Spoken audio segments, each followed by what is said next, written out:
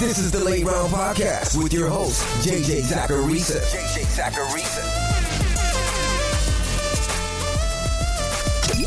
What's up, everyone? It's JJ Zacharisa, and in this episode 918 of the Late Round Fantasy Football Podcast, sponsored by Underdog.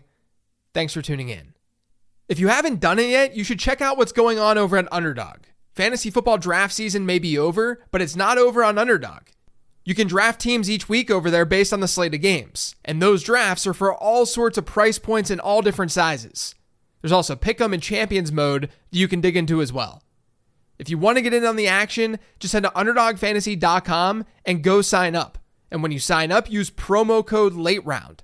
That'll get you a free pick, a nice deposit offer, and you'll also get my rest of season rankings. Those rankings are emailed to you from Underdog after you sign up, and they're updated every Tuesday. You get those updates every single week through the end of the season. That's UnderdogFantasy.com, promo code LATEROUND. Now let's get to these transactions. Add Dontavian Wicks. You know, over the offseason during the summer, you heard myself and other analysts talk about contingent upside. Most players in fantasy football just have one, maybe two teammates who offer injury upside. If the teammate gets hurt, that player gets a bump in work. But in Green Bay, all of the wide receivers had multiple injury outs. If one player got hurt, the other guys would be more full-time players in that offense. And that's what we're seeing right now with Dontavian Wicks. Christian Watson unfortunately suffered an ankle injury. He could miss several weeks. And Watson's injury allowed Wicks to up his route participation to 80% after seeing rates around 45% in weeks 1 through 3. That led to more production. He had a 24% target share on Sunday. He had 24.8 PPR points. Dontavian Wicks had a really good rookie season. His yards per route run was above 2. That's a number that was hit by just 26 qualified rookie wide receivers since 2011. Many of those year one wideouts who got to that number were very successful in the NFL throughout their career. So Dontavian Wicks is going to have a bigger role in this offense with Christian Watson sidelined. And the Packers have a great schedule upcoming. They have matchups against the Rams, Cardinals, Texans, Jags, and Lions over their next 5. At this moment in time, all of those teams rank in the top 13 in adjusted fantasy points allowed to wide receivers favorably. It wouldn't be surprising if Wicks performs well. And given his age, his early career numbers, he could just carve out a bigger role in this offense, even when Christian Watson returns. And then obviously this Watson injury, also good news for people who have Jaden Reed and Romeo Doubs. Add Tucker Kraft. So another Packer who absolutely needs to be rostered right now in the majority of leagues is Tucker Kraft. It's tough at tight end right now. It's tough to find a tight end with Tucker Kraft's peripherals. He's now hit a 15% target share in 3 consecutive games, and his route participation saw a spike in week 4. It was around that 60%, 70% range for the first 3 weeks of the year. It was 86% in week 4. He is Green Bay's tight end 1, and that matters because Jordan Love is back under center. Add Emmanuel Wilson. So apparently this week's 15 Transactions episode is sponsored by the Green Bay Packers. But for real, Emmanuel Wilson, he deserves a shout this week. I talked about him a bit on last week's 10 Trends episode. So this is a little promotion to tell you to listen to that episode as well, not just the 15 Transactions one. But I noted that he was digging into Josh Jacobs' role a little bit more than we expected. And that continued in week 4, even with Jordan Love back. Wilson has seen running back rush shares of 41% and 47% over his last 2 games. And it got me thinking, everyone's really excited about Bucky Irving right now and his usage, which you should be. But Emmanuel Wilson's usage hasn't been that much different than Bucky Irving's. It's just that Irving's competition is easier to overcome. Josh Jacobs is better than Rashee White. But strictly from a current usage standpoint, like what we've seen over the last couple of weeks, Wilson's backfield share numbers haven't been that far off from Bucky Irving's. And why have we been targeting Bucky Irving? Because he can be a flex play, but he also has that contingent upside. Wilson is the Packers' number 2 running back right now with Marshawn Lloyd on IR. If Josh Jacobs were to go down, Emmanuel Wilson would become Green Bay's top running back. They'd probably make some moves and do a little bit more to that backfield, but he would be the RB1. Again, he's not as intriguing as someone like Bucky Irving, because a backfield takeover is almost definitely not going to happen in Wilson's case. That could happen in Irving's case. But Wilson's a backup running back who's getting work, and that makes him roster worthy. Drop Mark Andrews. Now look, I said this at the beginning of the season, but I don't like taking wins and losses as the season's going forward. Like, it's only week 4. We're only going into week 5. We don't know if things are right or wrong just yet. But also, who cares right now? We have all offseason to talk about what went right and what went wrong. I'll do podcasts on both of those things because I care about my process and how I got to the conclusions that I got to. With that being said, Mark Andrews, he's an L. A massive, massive L. It's probably going to go down as my biggest miss of this season because I thought Mark Andrews, where he was being drafted, was a pretty good draft pick. And that was entirely wrong. There was some hope after week 1. The Ravens had a game plan where they took what they were given. They targeted their running backs at a really high rate, and Isaiah Likely was the one who benefited most from their 2 tight end sets. But Andrews' peripherals in that game, I talked about that on the show. I sent an email about this. His overall usage in that game still looked better than Isaiah Likely's, aside from targets. And because Baltimore lacks depth at pass catcher, it was reasonable to think that they were going to run a lot of 12 personnel this year. That would make both of those tight ends viable in fantasy football. Even that was wrong. I've gotten to the point where I just cannot predict this Todd Monken offense. It's very, very difficult to do. Andrews has seen pathetic route participation over his last 2 games. He's been under the 50% mark in both of those outings.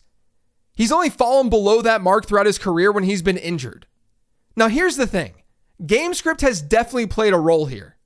Look at their last 2 games. The Ravens faced the Cowboys in week 3, and they were up 21-3 in the second quarter.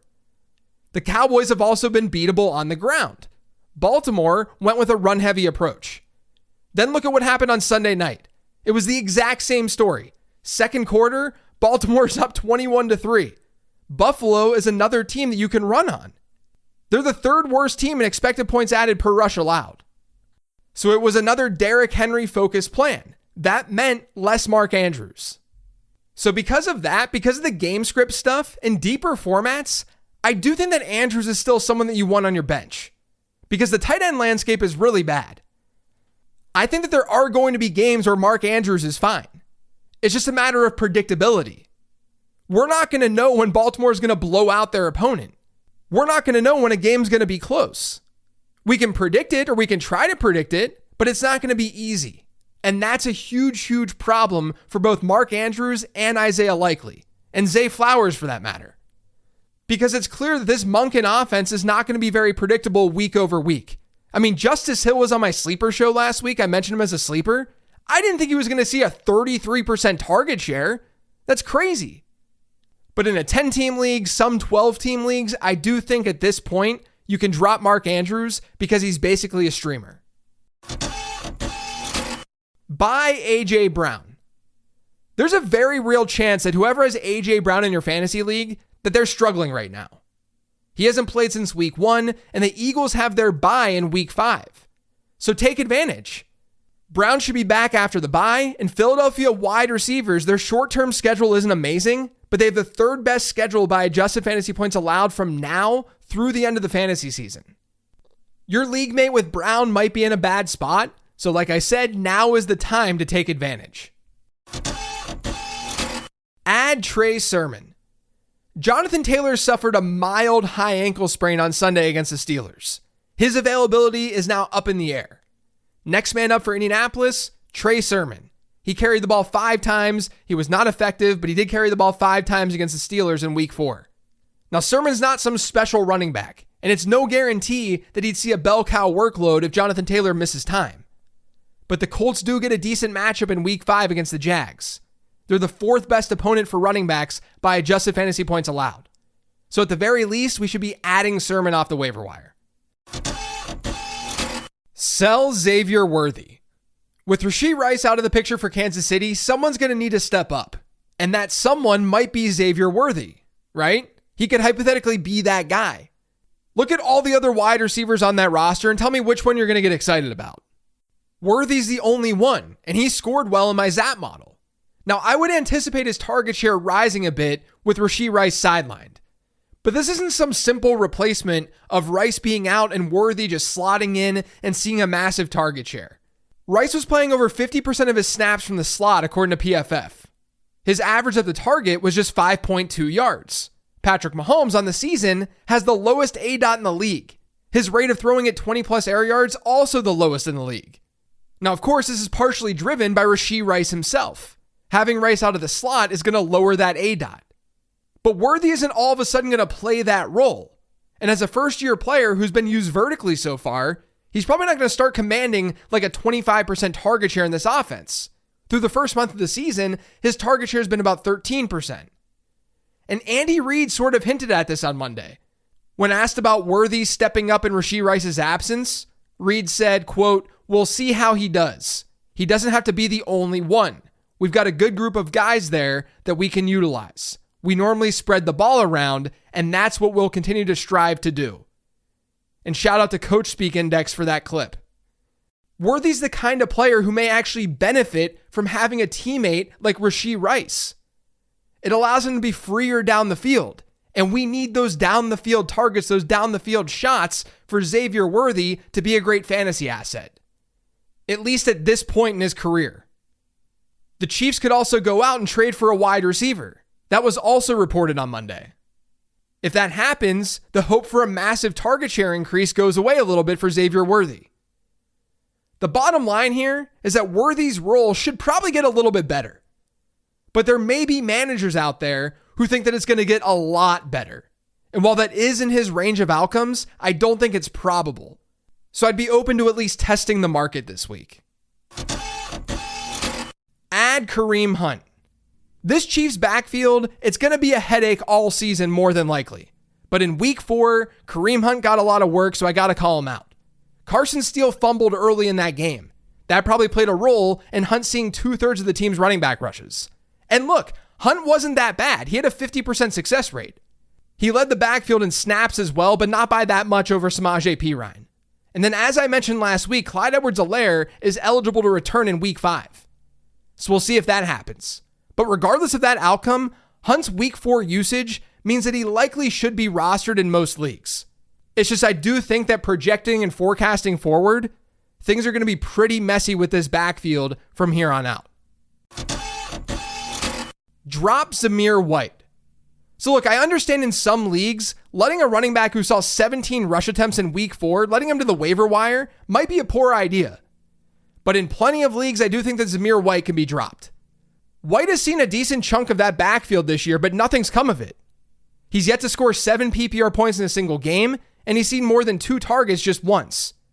No moderately relevant running back in football has a worse success rate through 4 weeks than Zamir White does. So he's been bad, and Alexander Mattison is likely going to see more work if this continues. Now, I understand that in your league, if it's deeper, if you can't afford it, then don't drop Zamir White. I get it. You know your league better than I do. But in a 10-team format, some 12-team formats, there are good upside stashes that are still sitting on the waiver wire. I would rather go in that direction, even though Zamir White might give me better production week in and week out. I'm looking at upside here. Zamir White's production, probably not going to be league winning, but he might just match a player like Braylon Allen. But Braylon Allen has way, way more upside than Zamir White does. So I'd much rather roster a player like that than Zamir White. Add Xavier Legette. The Panthers' offense has been completely different with Andy Dalton under center. Deontay Johnson's now living up to expectation, but in week 4, Xavier Legette got some looks too. He had a pretty good performance. Now, I talked about this on last week's Sleeper Show. I thought Legette was a decent play because he was likely going to play the perimeter across from Deontay Johnson. And that was a matchup to exploit. And according to PFF, Jonathan Mingo, he was the main slot guy for the Panthers in week 4. Legette took advantage of that matchup. He had a 25% target share and almost 20 PPR points. Now, as I always say on this show, when a rookie has a big outing, you want to be more aggressive than not and getting that guy off the waiver wire. When a young, unknown player does really well and he has a backbone of being a decent prospect, you want to get that player. That's sort of what we're looking at with Xavier Leggett. But I do want to keep in mind that this week 4 matchup was a good one for him.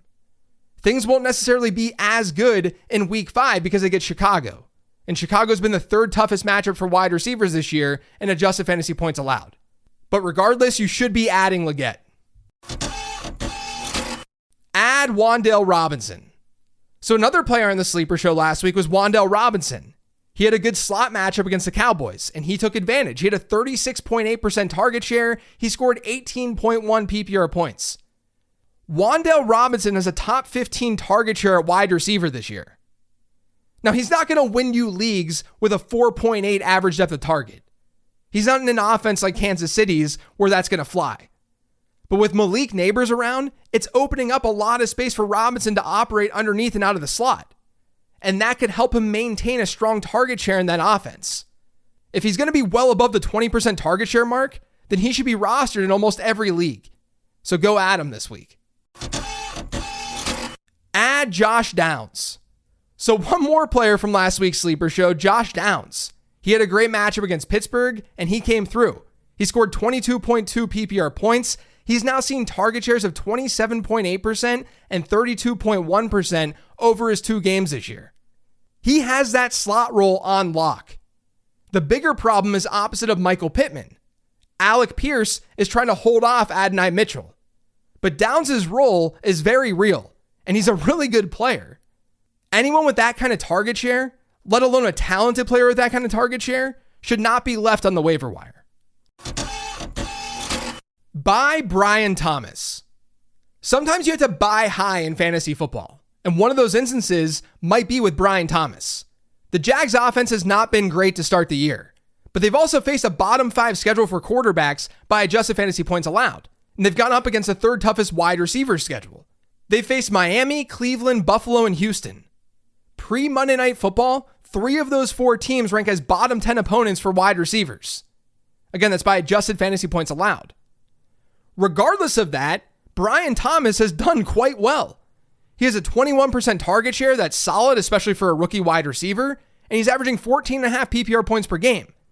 Not only is he a rookie wide receiver, you guys, he's a young rookie wide receiver. Jacksonville's immediate schedule looks a lot better than what they faced the first month of the season. And they've got the 11th best schedule for wide receivers rest of season. It just feels like Brian Thomas right now is kind of flying under the radar, despite performing really, really well in kind of a bad offense. Add Justin Fields. So the Steelers in week 4 faced a serious negative game script for basically the first time all year. And Justin Fields delivered, in fantasy football at least. He ran the ball 10 times for 55 yards, and he scored twice on the ground. He currently ranks 4th in the league in adjusted completion percentage. He's now scored 18 and 32 standard fantasy points over his last 2 games. This is why I was excited earlier this season when Justin Fields became starter. The problem was that game scripts just didn't really favor what Justin Fields can do in fantasy. But last week it definitely did. And he's performing a lot better as a passer too, which is huge. Now, Pittsburgh's upcoming schedule isn't overly friendly for quarterbacks, especially in a few weeks they get the Jets. But there is some chance for some back and forth against the Cowboys here in week 5. So Fields could definitely work in the short term, but also the long term too. Add the Denver Broncos defense. The Broncos are at home this week, they're favorites, and they get the Raiders in a game with a sub 37 point over under. Vegas has been the 6th best opponent for defenses this year by adjusted fantasy points allowed. And guys, Denver's playing really well defensively. They've been a top 5 team in EPA per play allowed, and they've been a top 10 defense in 3 of 4 games this year in fantasy football. So Denver's a very easy streaming choice this week. That's it for today's show, though. Thanks to all of you for listening. If you yet subscribe to the Late Round Fantasy Football Podcast, make sure you are by searching for it pretty much anywhere podcasts can be found. And don't forget to follow me on Twitter at Late Round QB. Thanks for listening, everyone. I'll be back in your ears tomorrow with the weekly 10 Trends episode. Talk to you then.